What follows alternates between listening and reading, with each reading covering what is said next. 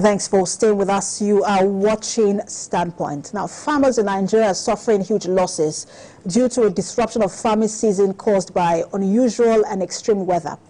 Experts are insisting that unless urgent and very drastic steps are immediately taken, the current food crisis in the country may worsen as floods and droughts continue to ravage farmlands in the northern states.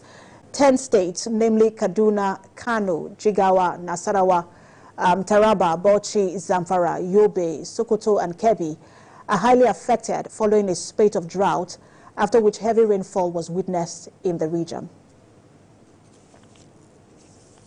Now, joining me to discuss the effect of these adverse weather on food production is an Agric Business Analyst, Dr. Olukayode Oyeleye. Good to have you join us. It's my pleasure. Good afternoon. So, Dr. Oyeleye, I think it was 2 days or 3 days ago, we had the governor of Jigawa State complaining about the heavy rains in his state and how that has affected farming. I just wanted to speak, on that so that people understand what is going on. In some part, because that's the full belt of the country. In some parts, it is drought. In some parts, it is rain. And for people who see these things, when the food is expensive, the first thing people think of is government or insecurity. But also speak to us about how climate change has largely affected food security. Okay, thank you very much.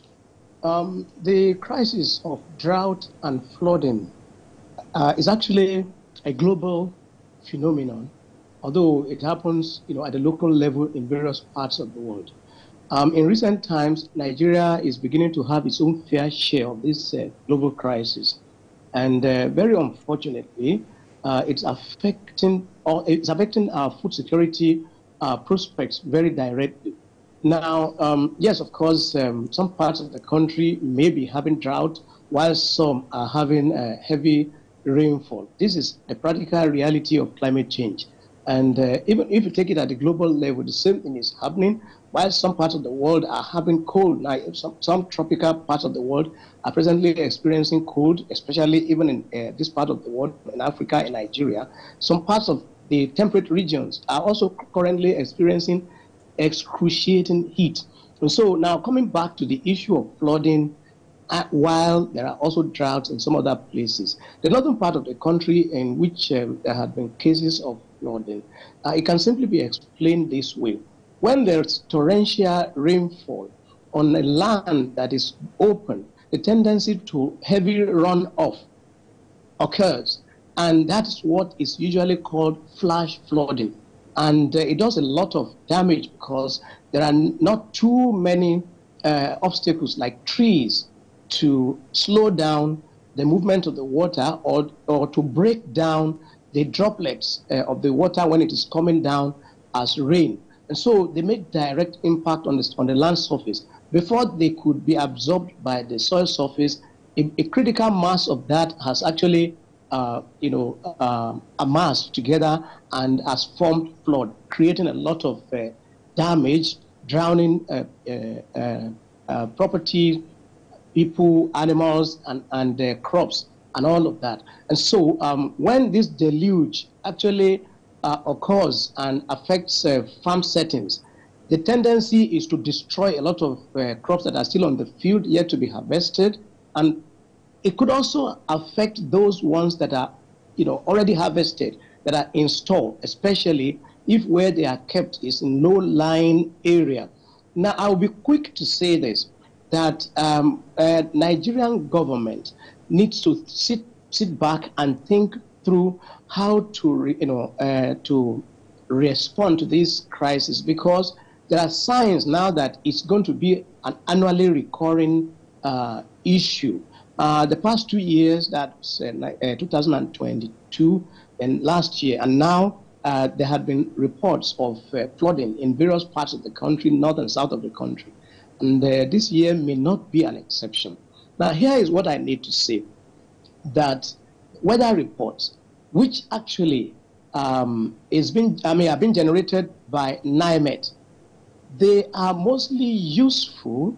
The way they are presented, they're mostly useful for the aviation sector and probably maybe for some other industries. But for the agricultural sector, which actually is mostly in the rural areas, and in which case the stakeholders are mostly the farmers, the weather reports, weather forecasts, and other information relating to weather generated by NIMET needs to actually be brought to their level.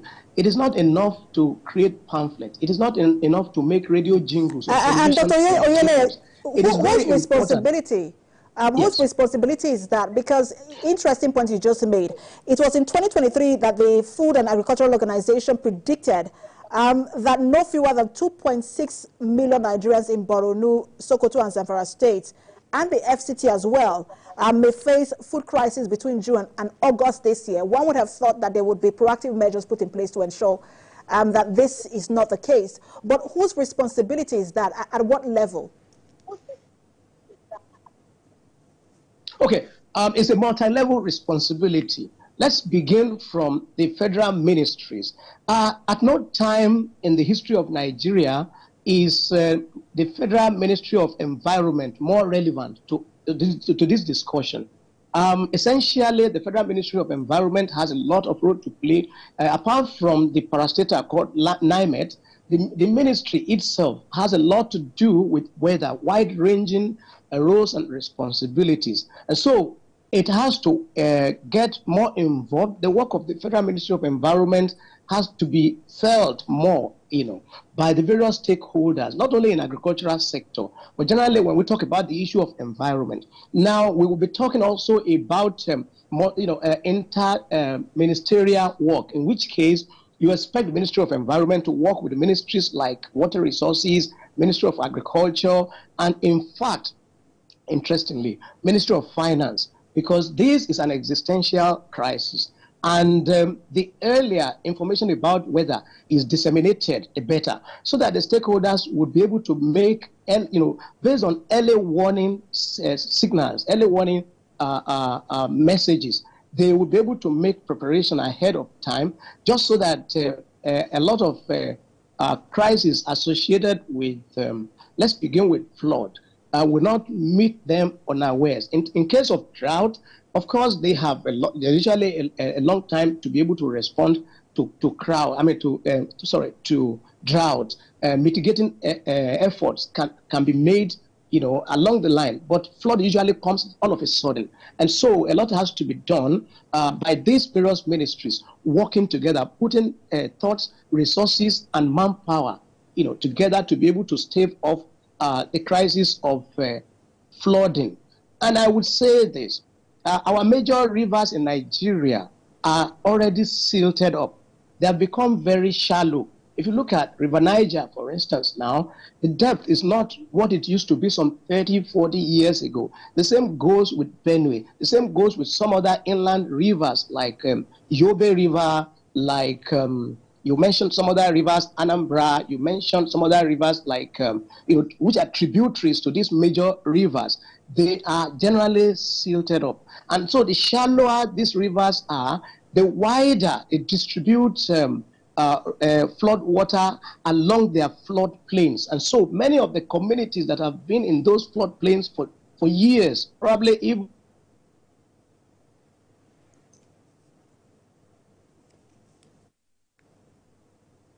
Dr. Lubani, just to be sure that we still have you. Dr. Oyeleye, rather, just to be sure that you're still there. All right, we seem to have a network challenge. We'll just take a break and then we'll return, try and reconnect with Dr. Oyeleye and continue that very interesting conversation. Stay with us.